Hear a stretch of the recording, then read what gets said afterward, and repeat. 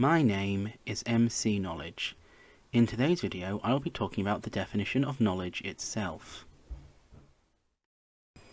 According to Google Dictionary, knowledge refers to facts, information and skills acquired through experience or education, the theoretical or practical understanding of a subject. In computing, it refers to information held on a computer system. It is called a true, justified belief, certain understanding as opposed to opinion. Now, onto the origin of the word itself. It originally comes from Middle English, where it was originally a verb that referred to acknowledge or recognize. Now in our days, it's a noun. Those of you who are attending university will find, with the possible exception of liberal arts degrees, that your course will usually specialise in a very specific form of knowledge, such as archaeology, mathematics, physics, or chemistry. Another way domain or expert knowledge has been used, which you may be unfamiliar with, is during the Industrial Revolution, where a guy named Harry Ford revolutionised the car manufacturing process by, instead of having 5 people work on 5 different cars, he had a team of 5 people, all with a specific area of knowledge on a key component of a car's building, work on a singular car. Now, I will talk about dispersed or distributed knowledge. This refers to knowledge that in its entirety cannot be held by one person alone, as it usually crosses over into multiple different subjects and specialisms. One of the first examples of this you will find within surgery.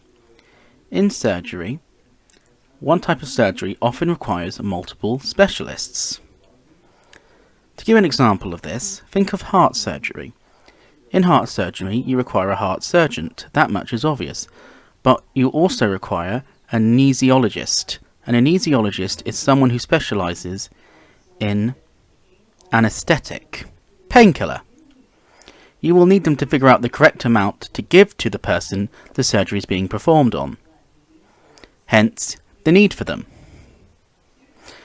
Many surgeries often require many different specialists in different areas. Another example of dispersed or distributed knowledge you will find is within business. As small businesses begin their transition into big businesses, what the managers will often find is new areas come up they have to cover, that they are not necessarily specialists in, such as they need to keep accounts, but they're not an accountant, so they have to hire someone who is an accountant on. And as the business continues to grow and continues to evolve, they have to take on more and more employees fulfilling different types of roles. Now, I will talk about encoded knowledge.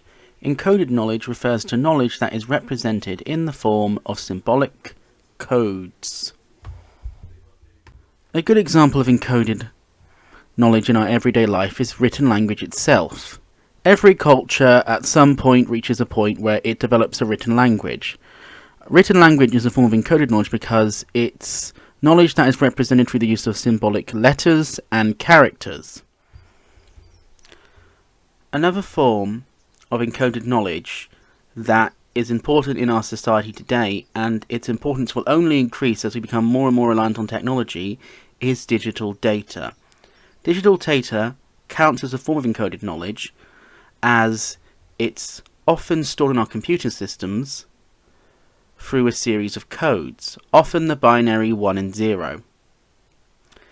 Now, this digital data is pretty much in almost every technology we use, from laptops, desktops, to phones, and gaming consoles. And I can only imagine its importance is going to increase as we continue to digitize nearly everything we do in our society.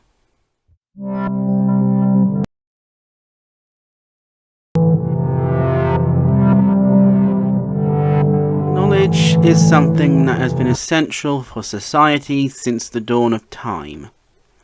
And as you can see from this video, There are many, many different forms of it, and I haven't been able to cover all of them, because there's just so many of them. According to helpfulprofessors.com, there's at least 14 different types. Anyway, that's all for now. Keep seeking knowledge.